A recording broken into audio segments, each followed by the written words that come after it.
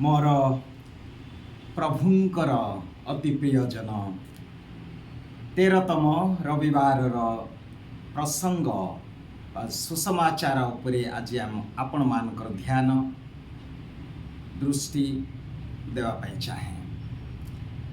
आज मुख्य विषय है जीशुंकर शिष्य हेबाई मुख्यतः कौन आवश्यक, जो माने तांको अनुसरण करिवे से माने की प्रकार जीवन यापन करने उचित, अर्थात शिष्यत्वर मूल्य। प्रत्येक शिष्य जड़े दयार व्यक्ति हेबा आवश्यक, लोकों प्रति दया एडा होची मुख्य प्रसंग।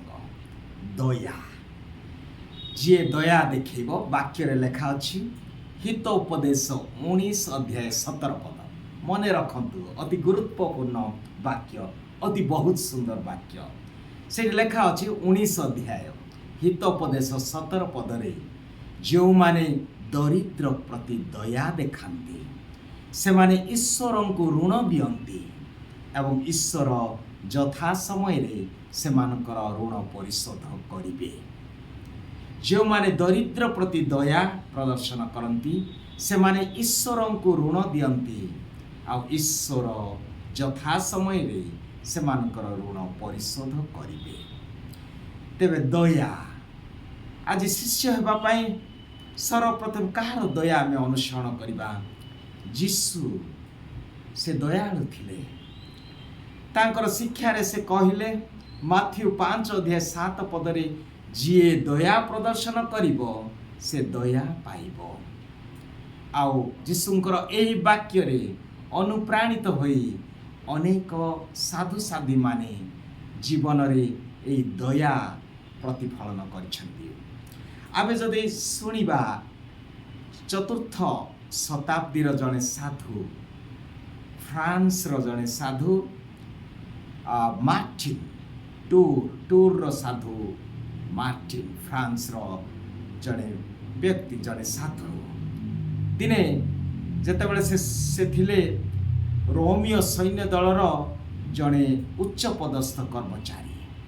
दिने जेतेबेले सहर परिक्रमा करुथिले से ठंडा दिन देखिले रास्ता रे बा से सहरर गोटे रास्तार गोटे पार्श्वरे जने व्यक्ति गोटे महिला वस्त्र परिधान करी ठंडारे थरी जाउथिला।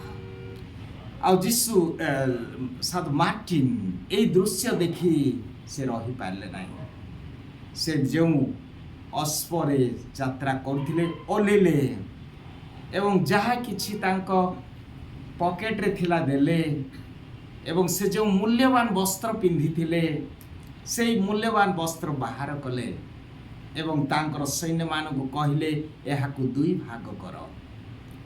आ जेतेबेले से एई कथा कहले से माने आश्चर्य हेले, एते दामिका पोशाक या नष्ट ही जीवो, किंतु से कहले मु चाहे कि एहाकु दुई भाग कर। आ से माने ताहांकर आदेश बा आज्ञा शुणी से माने मानिले एवं दुई भाग कले एवं से ठंडारी से शीतरे थरुथिबा से ही व्यक्ति को से अधा पोशाक देले एवं अधा पोशाक निजे परिधान करी निजर राजप्रसाद को से फेरी आसिले। रात्रि समय जेतेबेले से शयन करने को गले मध्य रात्रि रे जीशु तांको दर्शन देले से अधा पोशाक परिधान करे। एथिरु आमे स्पष्ट भावे जानी पारू जे जीए दया प्रदर्शन करे से दया पाए। एही व्यक्ति दयार कार्य कले से लोकर से अवस्था देखी से सही पारि नथिले, से एपरिक निजर वस्त्र देइथिले। आ जीशु से प्रकार व्यक्ति मानकु पुरस्कार दियंती, से प्रकार व्यक्ति मानकु से दया देखांती। तेबे आजिर सुसमाचार रे आजिर प्रथम पठन रे आमे सुनुचु द्वितीय राजावली 4 अध्याय जड़े व्यक्ति प्रवक्ता एलिशा जेतेबेले से ही सुनेमा दे गति करुथांती। सुनेमार जड़े स्त्री, जड़े धनी स्त्री यही जड़े साधु व्यक्ति को देखी तांको प्रति दया प्रदर्शन करथिले। ତାଙ୍କ ସ୍ୱାମୀକୁ କହିଲେ, ଏ ଜଣେ ଧର୍ମପରାୟଣ ବ୍ୟକ୍ତି, ଏ ସବୁବେଳେ ଏ ଦେଇ ଯାତ୍ରା କରୁଛନ୍ତି, ଆମେ ତାଙ୍କ ପାଇଁ ଗୋଟିଏ କୋଠରୀ ନିର୍ମାଣ କରିବା ଆମର ଛାତ ଉପରେ ଏବଂ ଗୋଟିଏ ଶଯ୍ୟା ପ୍ରସ୍ତୁତ କରିବା, ଗୋଟିଏ ଟେବୁଲ ରଖିବା, ଗୋଟିଏ ଦୀପ ଜଳେଇବା, ଯେପରି ସେ ସେଇଠି ବିଶ୍ରାମ କରିବ। ଆଉ ଏହି ପ୍ରକାର ସେମାନେ କଲେ। ସୁନେମିଆ ସେଇ ସ୍ତ୍ରୀ ଜଣକ ଏହି ପ୍ରକାର ଦୟା ସେ ପ୍ରଦର୍ଶନ କଲେ ପ୍ରବକ୍ତା ଏଲିଶାଙ୍କୁ। ଆଉ ଏଲିଶା ଏଥିରେ ସନ୍ତୁଷ୍ଟ ହୋଇ ତାଙ୍କର ଦାସ ଗେହଜିକୁ ପଚାରିଲେ, ଏହି ପରିବାର ଯେ ଆମ ପ୍ରତି ଏତେ ଦୟା ଦେଖାନ୍ତି, ଆମେ ତାଙ୍କ ପାଇଁ କ'ଣ କରିବା? ସେତେବେଳେ ଦାସ ଗେହାଜି କହିଲେ, ଦେଖନ୍ତୁ, ସେ ଜଣେ ବୃଦ୍ଧା, ସେମାନେ ବୃଦ୍ଧା ଅଟନ୍ତି, ସେମାନେ ନିଃସନ୍ତାନ, ସେମାନଙ୍କ ପାଇଁ କ'ଣ କରିପାରିବା? ଆଉ ସେହି ସମୟରେ ସେହି ପ୍ରବକ୍ତା ଏଲିଶା ତାଙ୍କର ପରିସ୍ଥିତି, ତାଙ୍କର ଜୀବନର ଦୁଃଖ ଜାଣି ସେ କହିଲେ, ମୁଁ ଯେତେବେଳେ ଆସନ୍ତା ସମୟରେ ମୁଁ ଏଇ ଦେଇ ଗତି କରିବି, ତୁମେ ଏକ ପୁତ୍ର ପ୍ରସବ କରିବ। ଆଉ ଏହା ହିଁ ଥିଲା ତାଙ୍କ ପାଇଁ ପୁରସ୍କାର ଏବଂ ତାହା ସେ ପାଇଲେ। ଆଉ କିଛି ସମୟ ପରେ ସେ ପୁଅଟି ମୃତ୍ୟୁ ପ୍ରାୟ ହୋଇଥିଲେ, ତଥାପି ଏଲିଶାଙ୍କର ପ୍ରାର୍ଥନା ଦ୍ୱାରା ସେ ପୁଣି ଜୀବିତ ହେଲେ। ଆମେ ଶୁଣୁଛୁ ବାଇବେଲରେ କର୍ଣ୍ଣେଲିୟସଙ୍କ ବିଷୟରେ। ସେ ଜଣେ ଦୟାଳୁ ବ୍ୟକ୍ତି ଥିଲେ, ପରୋପକାରୀ ଥିଲେ। ଏଣୁ ପ୍ରେରିତ ଗ୍ରନ୍ଥ 10 ଅଧ୍ୟାୟରେ ଆମେ ପଢ଼ିବା ଯେ ପ୍ରଭୁ ତାଙ୍କୁ ଅନନ୍ତ ଆୱାର୍ଡ ବା ପୁରସ୍କାର ସେ ଦେଲେ। ଗାଲାତୀୟ 6 ଅଧ୍ୟାୟ 9-10 ପଦରେ ଯଦି ପଢ଼ିବା, ସେଠାରେ କୁହାଯାଏ, କ୍ଳାନ୍ତ ନ ହୋଇ ଧୈର୍ଯ୍ୟ ନ ହରାଇ ସବୁବେଳେ ଉତ୍ତମ କାମ କର, ସବୁବେଳେ ଉତ୍ତମ କାର୍ଯ୍ୟ କର, ଆଉ ପ୍ରଭୁ ନିଶ୍ଚିତ ଭାବେ ପୁରସ୍କାର ଦେବେ। ଆଜିର ସୁସମାଚାର ଗୋଟିଏ ଅଂଶ ମାଥ୍ୟୁ 10 ଅଧ୍ୟାୟ 42 ପଦରେ କହନ୍ତି, ଯୀଶୁ କହନ୍ତି, ଯିଏ ମୋର ଦାସ ପ୍ରତି, ଯିଏ ମୋତେ ଦୟାକରି ସେ ମୋର ପିତାଙ୍କୁ ଦୟା ପ୍ରଦର୍ଶନ କରିଥାଏ। ବା ଯିଏ ଯଦି ଜଣେ ବ୍ୟକ୍ତି ମୋର ଲୋକ ବୋଲି ଥଣ୍ଡାଏ ଗିଲାସେ ପାଣି ଦିଏ, କେବେ ହେଲେ ସେହି ପୁରସ୍କାରରୁ ସେ କେବେ ହେଲେ ବଞ୍ଚିତ ହେବ ନାହିଁ, ଅର୍ଥାତ୍ ସେ ନିଶ୍ଚିତ ଭାବରେ ପୁରସ୍କାର ପାଇବ। ଅତଏବ ପ୍ରିୟ ଭାଇ ଭଉଣୀମାନେ, ଆଜି ଶିଷ୍ୟତ୍ୱ ହେବା କ'ଣ? ଅନେକ ବିଷୟ ଅଛି। ବାପା ମା ସବୁ ତ୍ୟାଗ କରିବା ପାଇଁ, ଧନ ଜୀବନ ସବୁ କିଛି କହୁଛନ୍ତି, କିନ୍ତୁ ସବୁଠାରୁ ଆଉ ଗୋଟିଏ ବିଷୟ କହିଲେ ଯେ ଆମେ ଦୟାର ଶିଷ୍ୟ ହେବା ଆବଶ୍ୟକ। ବାପା ମା ଠାରୁ, ଧନ ଜୀବନ ଠାରୁ ପ୍ରଥମ ସ୍ଥାନ ଆମେ ଯୀଶୁଙ୍କୁ ଦେବା ଆମ ଜୀବନରେ। ଯେପରି ବାକ୍ୟରେ ଲେଖାଯାଏ ମାଥ୍ୟୁ 6 ଅଧ୍ୟାୟ 33 ପଦରେ, ପ୍ରଥମେ ସ୍ୱର୍ଗ ରାଜ୍ୟ ଅନ୍ୱେଷଣ କର, ପ୍ରଥମେ ପ୍ରଭୁଙ୍କୁ ଖୋଜ, ଆଉ ସବୁ କିଛି ଆପେ ଆପେ ଆସିଯିବ। ଯିଏ ପ୍ରଭୁଙ୍କୁ ପ୍ରଥମ ସ୍ଥାନ ଦିଏ, ଯିଏ ପ୍ରଭୁଙ୍କୁ ସର୍ବୋଚ୍ଚ ସ୍ଥାନ ଦିଏ, ସେ ନିଶ୍ଚିତ ଭାବରେ ଅନ୍ୟ ତାର ସମ୍ପର୍କ ଅନ୍ୟ ପ୍ରତି, ତାର ବ୍ୟବହାର, ତାର ଆଚରଣ ସବୁ କିଛି ଅଲଗା ହୋଇଯିବ। କିନ୍ତୁ ପ୍ରଥମେ ଯୀଶୁଙ୍କୁ ପ୍ରଥମ ସ୍ଥାନ ଦେବା। ଯେତେବେଳେ ଯୀଶୁ ଆମ ଜୀବନରେ ରହିବ, ଆମେ ଅନ୍ୟ ପ୍ରତି ନିଷ୍ଠୁର ହେବା ନାହିଁ। ଯେତେବେଳେ ଯୀଶୁ ଆମ ଜୀବନକୁ ପରିଚାଳନା କରିଛନ୍ତି, ଆମେ କେବେ ହେଲେ ଅନ୍ୟ ପ୍ରତି କ୍ରୂର ବ୍ୟବହାର କରିବା ନାହିଁ।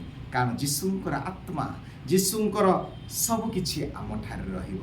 ତେବେ ଆସନ୍ତୁ ପ୍ରିୟ ଭାଇ ଭଉଣୀମାନେ, ଆମେ ସବୁବେଳେ କେବେ ହେଲେ ଦୟାର କାର୍ଯ୍ୟ କରିବା ପାଇଁ ଆମେ କେବେ ଅବହେଳା କରିବା ନାହିଁ। ବାକ୍ୟରେ ଲେଖାଯାଏ ମାଥ୍ୟୁ 25 ଅଧ୍ୟାୟ 30 ପଦ ପରେ ଯଦି ପଢ଼ିବା, ଶେଷ ଦିନରେ ଆମେ କେଉଁ ଭାବରେ ଆମେ ବିଚାରିତ ହେବା? ଆମର ଡିଗ୍ରୀ ଦ୍ୱାରା ନାହିଁ, ଆମର ଧନ ଦ୍ୱାରା ନାହିଁ, ଆମେ କ'ଣ ଆଚିଭମେଣ୍ଟ ସଫଳତା ଜୀବନରେ ଲାଭ କରିଛୁ ନାହିଁ, ସେ ସବୁ ଦ୍ୱାରା ଆମେ ବିଚାରିତ ହେବା ନାହିଁ। ଅନନ୍ତ ଜୀବନ ପାଇଁ ଗୋଟିଏ ମାତ୍ର ମାପକାଠି ସେଠି ଲେଖା ଅଛି, ମୁଁ ଯେତେବେଳେ ଭୋକିଲା ଥିଲି, ମୁଁ ଯେତେବେଳେ ତୃଷାର୍ତ୍ତ ଥିଲି, ମୁଁ ଯେତେବେଳେ ଉଲଗ୍ନ ଥିଲି, ମୁଁ ଯେତେବେଳେ ବନ୍ଦୀଶାଳାରେ ଥିଲି, ମୁଁ ଯେତେବେଳେ ଏହି ପ୍ରକାର ଭାବିଥିଲି, ତୁମେ ମୋତେ ପରିଦର୍ଶନ କଲ କି? ତୁମେ ମୋତେ ଜଳ ଦେଲ କି? ତୁମେ ମୋତେ ବସ୍ତ୍ର ଦେଲ କି? ତୁମେ ମୋତେ ଆଶ୍ରୟ ଦେଲ କି? ଅର୍ଥାତ୍ ତୁମେ କ'ଣ ଦୟାର କାର୍ଯ୍ୟ କିଛି କରିଛ କି? ଯଦି ଦୟାର କାର୍ଯ୍ୟ କରିଛ, ତେବେ ପ୍ରଭୁ କହିବେ, ତୁମେ ଅନନ୍ତ ଦିନଠାରୁ ତୁମେ ଏହି ସ୍ଥାନ ଗ୍ରହଣ କର, ଏହା ତୁମ ପାଇଁ ପ୍ରସ୍ତୁତି ହୋଇଛି। ପ୍ରିୟ ଭାଇ ଭଉଣୀମାନେ, ଆସନ୍ତୁ ଆଜି ଆମମାନେ ଆମ ଜୀବନରେ ଏହି ଦୟାର କାର୍ଯ୍ୟ କରୁଛୁ କି? ଅନ୍ୟ ପ୍ରତି ଆମର ବ୍ୟବହାର କର। ଯେତେବେଳେ ଦୁଃଖୀ, ରୋଗୀ, ଯେତେବେଳେ ଲୋକ ଅସହାୟ ହେଇ ଆସୁଛନ୍ତି, ଆମେ ଅନେକ ପ୍ରାର୍ଥନା କରୁଥିବା, ଅନେକ ଦାନ ଦକ୍ଷିଣା କରୁଥିବା, ଅନେକ ବିଷୟ ଆମେ ହେଇଥିବା, କିନ୍ତୁ ଦୟାର କାର୍ଯ୍ୟ। ତେଣୁ ପୁଣି ଥରେ ଯେଉଁ ବାକ୍ୟ ମୁଁ ଆରମ୍ଭ କଲି ତାହା ଆଜି ମନେ ରଖିଯିବା ଯେ ଯାହା ହିତୋପଦେଶ 19 ଅଧ୍ୟାୟ 17 ପଦ, ଯିଏ ଦରିଦ୍ରକୁ ଦାନ କରେ ସେ ଈଶ୍ୱରଙ୍କୁ ଋଣ ଦିଏ ଆଉ ଈଶ୍ୱର ଯଥା ସମୟରେ ସେହି ଋଣ ପରିଶୋଧ କରିବେ। ପ୍ରଭୁ ଏହି ବାକ୍ୟ ଦ୍ୱାରା ଆମ ସମସ୍ତଙ୍କୁ ଆଶୀର୍ବାଦ କରନ୍ତୁ। ଆମେନ୍।